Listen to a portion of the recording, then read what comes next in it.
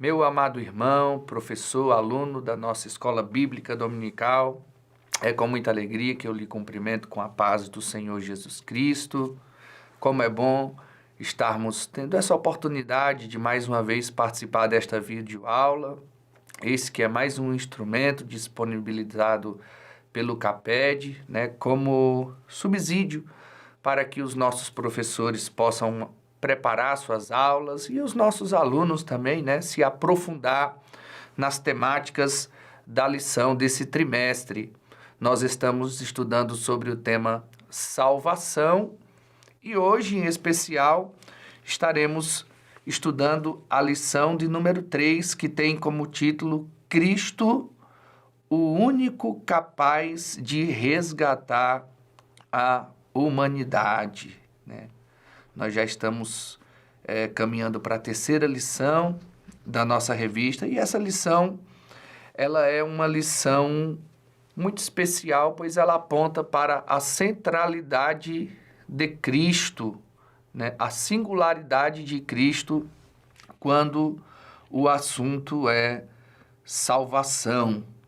E acho que é muito oportuno, principalmente para os professores aí como dica para suas aulas, começar a aula desta lição de número 3 enfatizando o caráter que o cristianismo tem de afirmar ser Cristo o único Salvador, o único capaz de levar o homem a Deus, o único capaz de propiciar ao ser humano um relacionamento com Deus.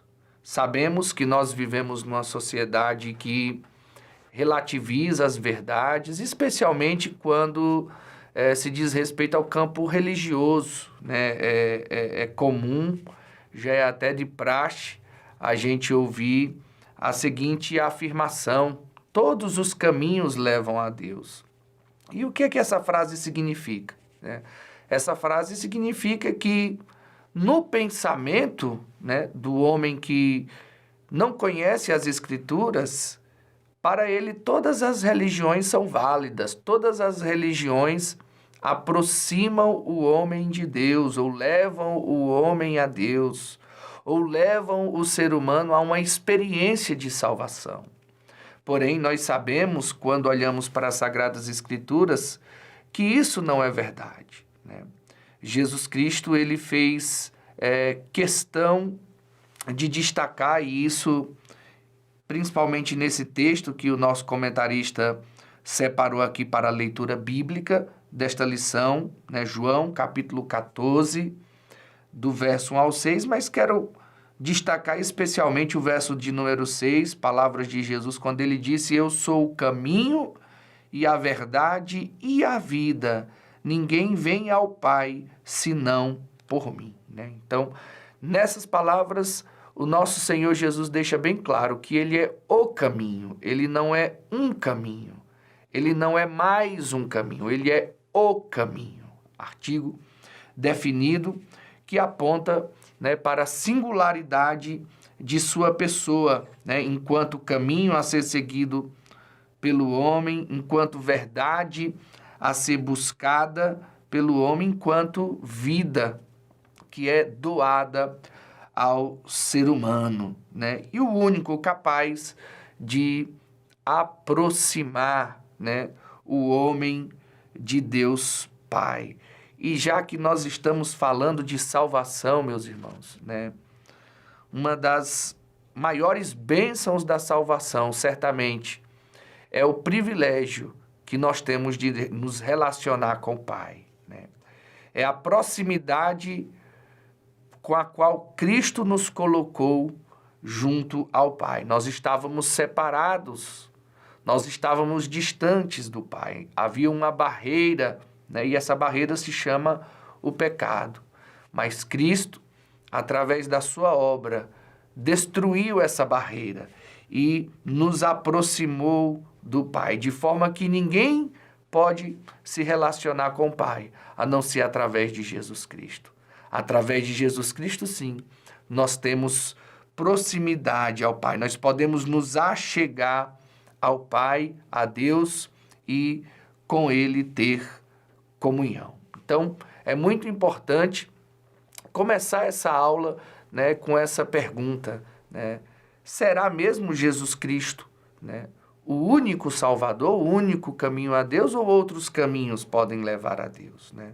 Certamente que essa pergunta, por mais simples que possa parecer, pode surpreender a muitos na sala de aula que, às vezes, engodados com o espírito desse tempo que nós estamos vivendo, acabam caindo nessa falácia, né, de que todos os caminhos, né, todas as religiões levam a Deus.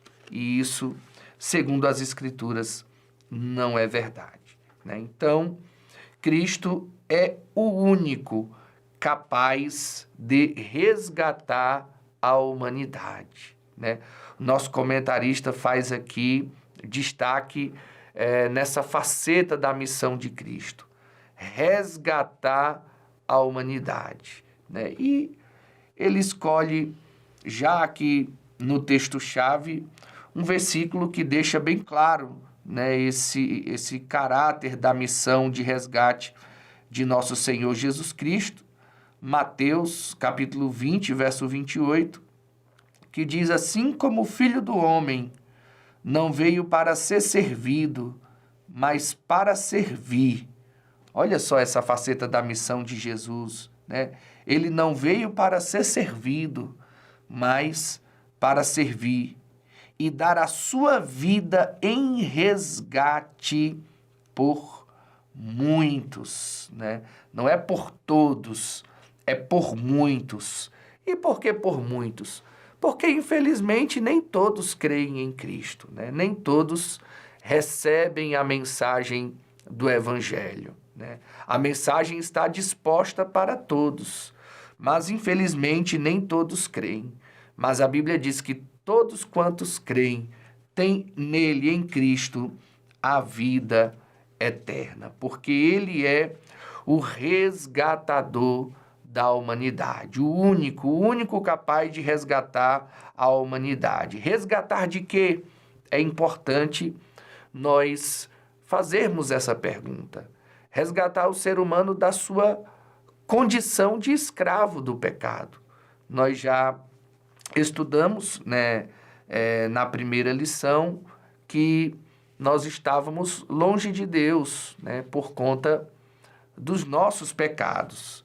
Mas em Cristo nós fomos aproximados. Em Cristo nós temos o perdão dos nossos pecados, né, a justificação, a redenção, né, a expiação dos nossos pecados.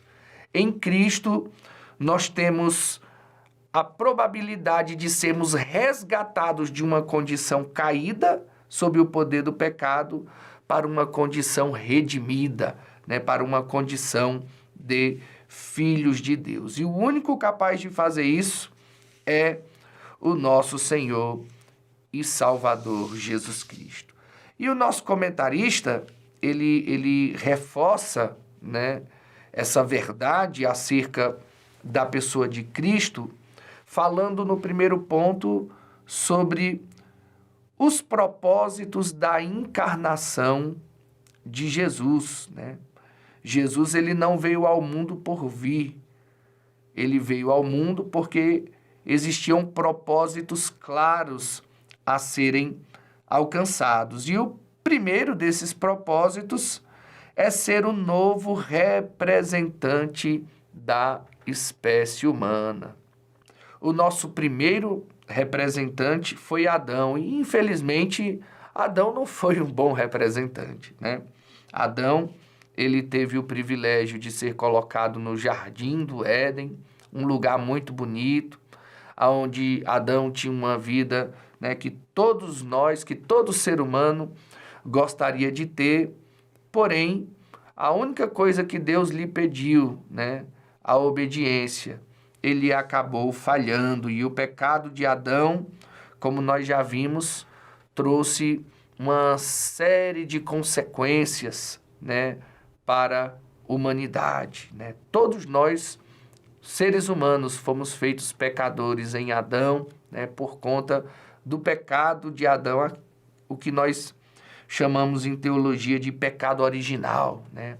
O pecado de Adão abriu as portas para a morte, abriu as portas para o sofrimento, abriu as portas para a enfermidade, abriu as portas para todas as mazelas que assolam a humanidade. Mas um dos propósitos da encarnação de Jesus foi se tornar o novo representante, né? E em Cristo nós temos essa nova representação, não mais uma representação de derrota, né? Não mais uma representação que traz sofrimento e dor para a humanidade, mas agora um representante que traz graça, que traz perdão, né? Que traz transformação, que traz novidade de vida para o ser humano. E Paulo fala sobre isso no capítulo 5 de sua carta aos Romanos, especialmente ali a partir do verso 12, né? Paulo discorre sobre isso, as consequências da queda de Adão, e ao mesmo tempo ele fala do novo Adão, que é Cristo, né? Esse novo representante da humanidade, né?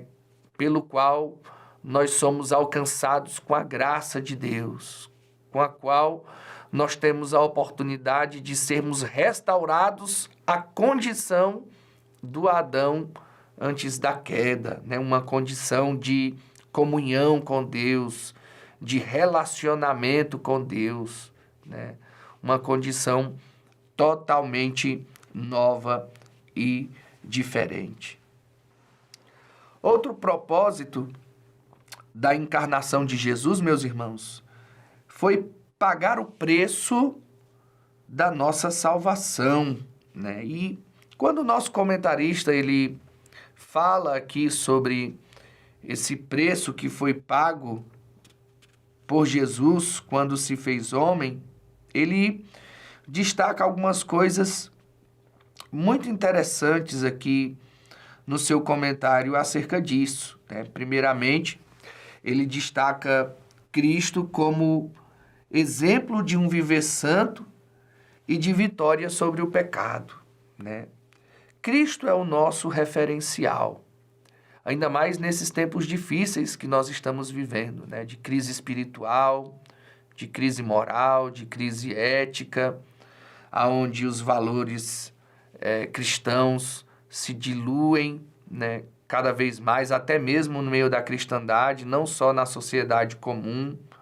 Mais do que nunca, nós devemos olhar para Cristo, para o seu exemplo, né? Nós já estudamos em outra lição que Jesus Cristo ele tinha duas naturezas, né? A natureza divina e a natureza humana, né?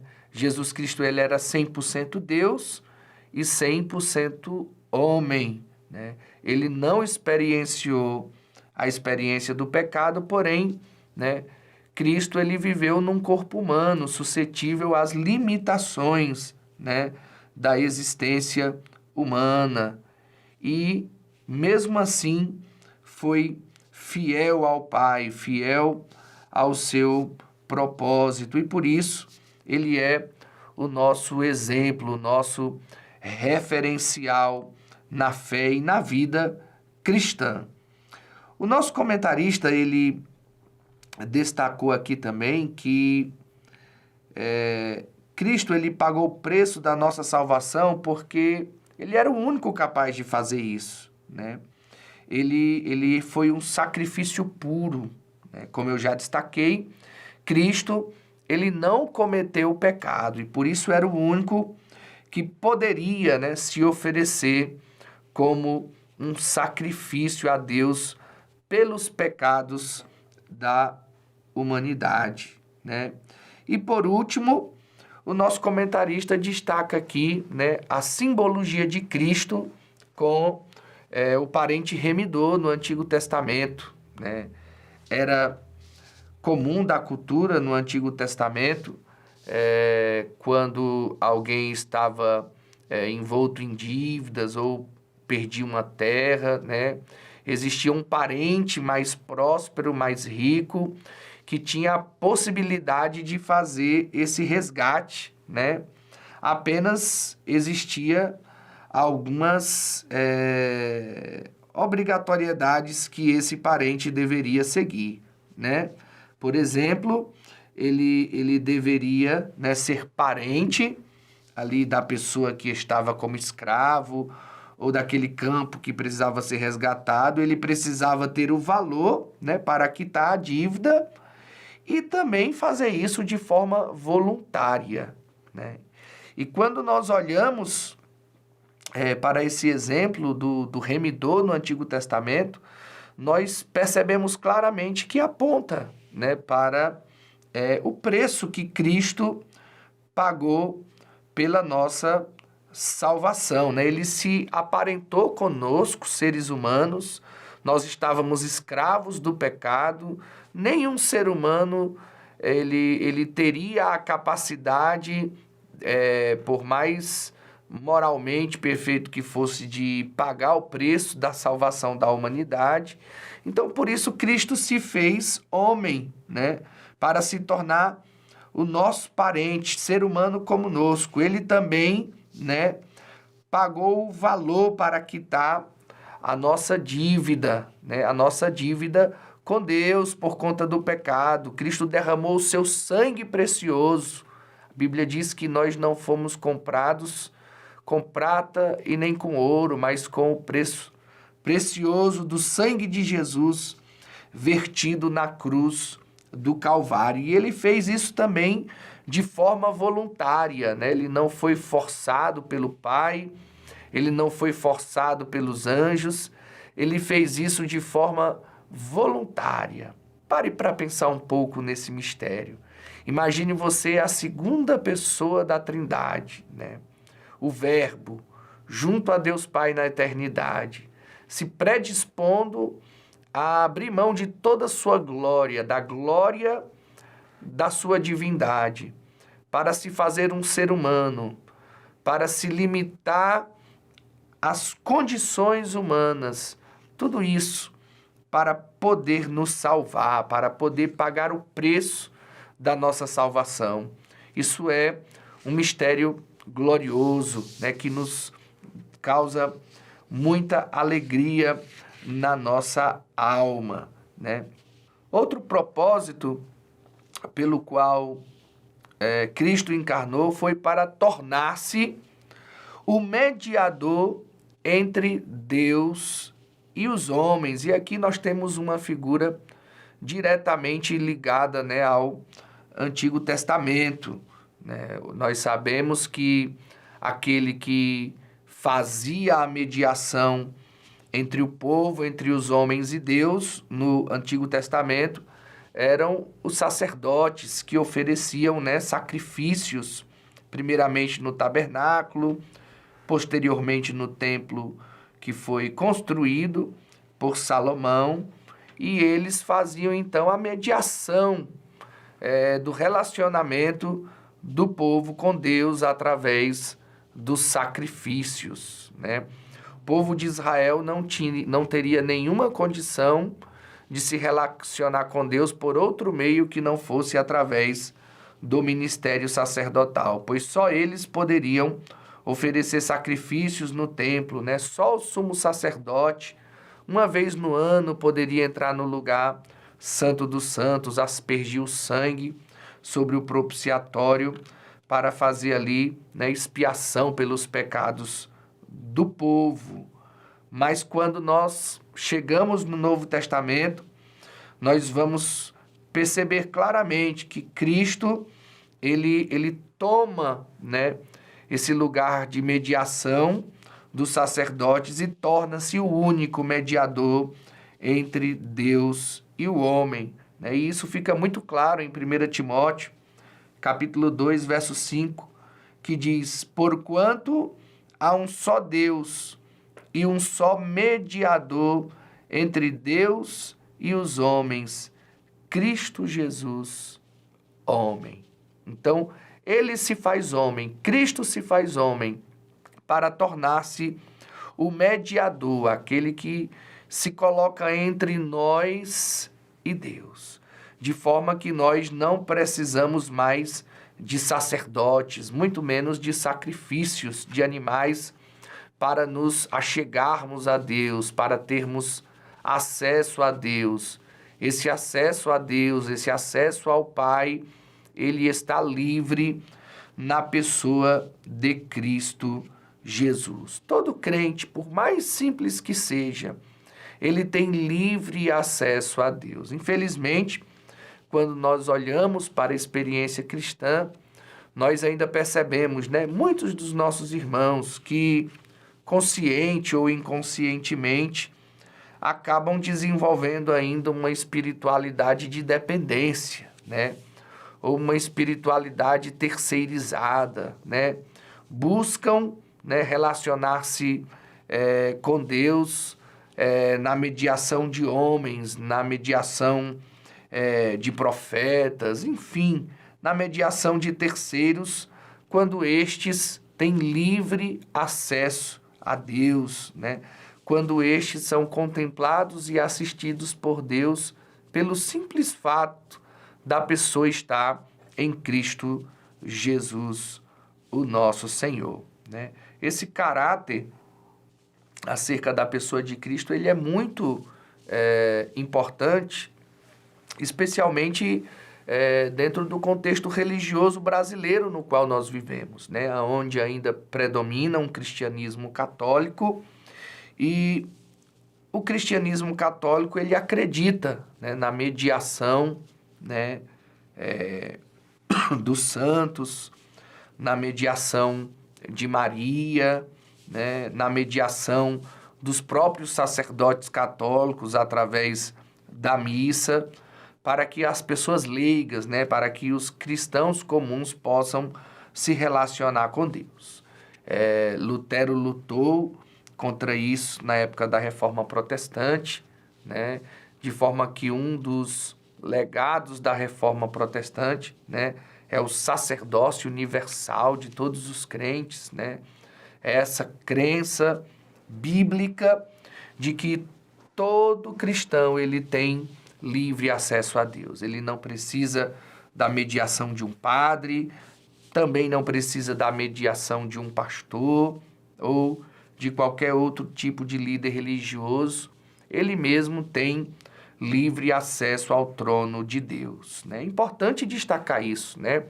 Pastores, oficiais na igreja, eles não têm o papel de serem mediadores.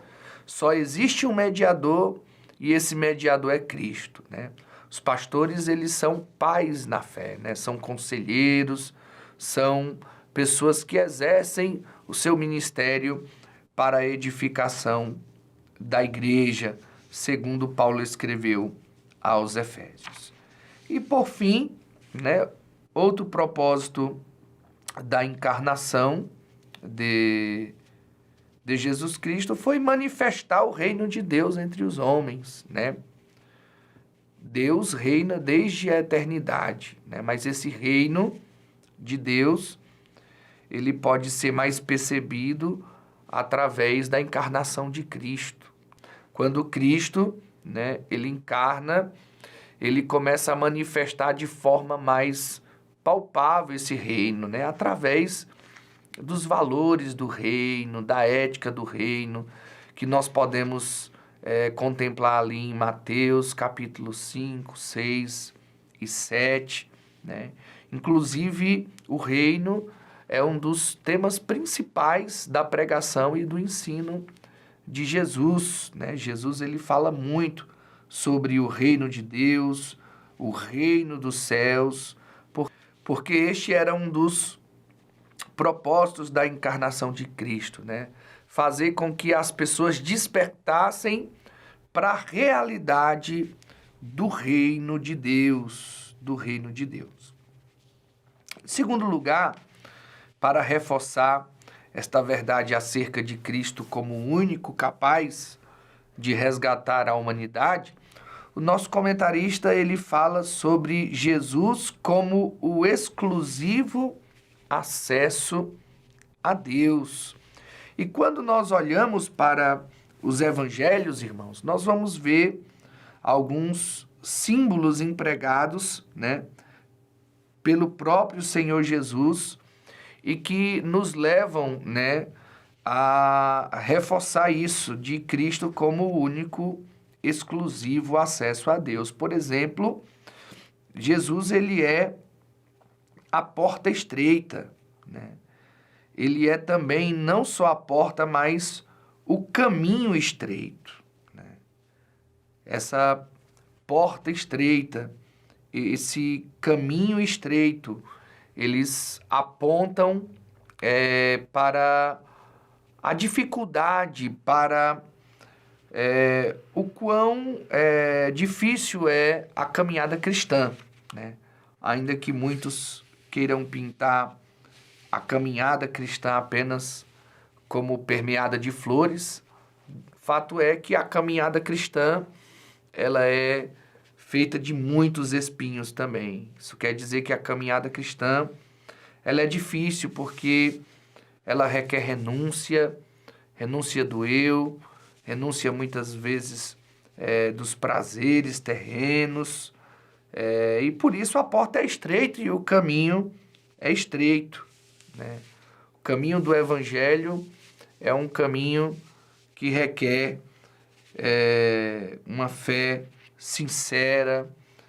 O caminho do Evangelho, o caminho de Cristo, o caminho que nos leva a Deus, é um caminho que muitas vezes nos faz renunciar, né? Renunciar a tudo aquilo que nos afasta do Senhor. Ele é também a porta do aprisco e pastor das ovelhas, né? Que simbologia maravilhosa Cristo faz de si, né? Ele não apenas reúne as ovelhas, sendo a porta, a única porta de entrada para o aprisco, mas ele é aquele que cuida das ovelhas, né? Ele é o bom pastor que cuida nos mínimos detalhes das suas ovelhas, né? Lhe dando um alimento saudável, água na medida certa, curando as suas feridas. Ele também é a verdadeira vida e o sumo sacerdote da nova aliança. Então vejam que esses são títulos que apontam para esta verdade, né? Que Jesus, ele é o exclusivo acesso a Deus. Não há outro caminho pelo qual o homem possa se achegar a Deus que não seja através de Jesus Cristo, né? O texto da nossa leitura bíblica no Evangelho de João, capítulo 14, no verso 6, está muito claro, né? Eu sou o caminho e a verdade e a vida. Ninguém vem ao Pai senão por mim, né? Nós vemos aqui Cristo falando de si mesmo como o caminho, a verdade e a vida, né? O caminho está ligado à sua humanidade, né? É o caminho que o cristão deve seguir. É a referência que o cristão deve ter. É Cristo. E a verdade e a vida está ligado ao seu caráter divino, né? Ele não só falou a verdade enquanto esteve aqui nessa terra, como nós cristãos também devemos falar a verdade, mas ele era a essência da verdade, né? Pilatos, ele fez essa pergunta: o que é a verdade? Ora, a verdade é Cristo, né? Cristo é a nossa lente de interpretação, né? A nossa lente hermenêutica. Ele é a verdade mais verdadeira, podemos assim dizer, acerca de Deus, acerca do que nós podemos conhecer de Deus. Nós sabemos que Deus, ele se revela de várias formas, né? Ele se revela através da natureza, ele se revela através da sua palavra, mas a revelação mais perfeita de Deus é Jesus Cristo. Se nós queremos conhecer a Deus, nós precisamos olhar para Jesus. Nós precisamos olhar para o Evangelho. Quando nós tiramos os olhos do Evangelho, nós perdemos o Cristo e nós nos tornamos religiosos. Os nossos olhos precisam estar fitos em Jesus. Quando os nossos olhos não estão fitos em Jesus, nós ficamos perdidos, né? Como Tomé no verso 5 aqui, Senhor, nós não sabemos para onde vais e como podemos saber o caminho, né? Ora, o caminho estava tão próximo dele e ele não foi capaz de enxergar. E isso tem acontecido com muitos cristãos, infelizmente, nos dias atuais, né? Estão dentro das igrejas, muitas vezes ouvindo a mensagem bíblica, mas não conseguem absorver o Cristo da palavra, o Cristo do Evangelho. Pior, não conseguem encarnar esse Cristo no seu dia a dia, nas suas atitudes, nas suas ações. Ele é a verdade e ele é a vida, né? É Cristo quem nos dá a vida.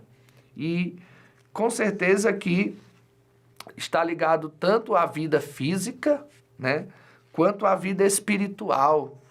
O ser humano ele não tem capacidade de ter vida espiritual longe de Cristo. Ele pode ter religiosidade. E isso o ser humano encontra tanto no cristianismo quanto nas demais religiões. Mas vida espiritual de verdade nós só temos em Cristo Jesus, porque Ele é a fonte da vida. É Ele quem nos dá a vida espiritual e nos aproxima do Pai. Ele é a única conexão, Ele é a única porta de acesso. Não há como o homem se relacionar com o Pai, não há como o homem se relacionar com Deus, que não seja por meio de Cristo. Acredito que esse é o ponto central dessa nossa lição. Cristo como único ponto de acesso, de conexão que nós temos com Deus, o Pai. O único. Embora seja uma doutrina clara nas Escrituras e antiga em termos de defesa na história da igreja, nos dias em que nós vivemos, felizmente nós temos percebido muitos cristãos buscando outros caminhos, né? Outras verdades, mas não existe outra que não seja nosso Senhor e Salvador, Jesus Cristo. Que você, professor, tenha ousadia em ensinar isso para os seus alunos.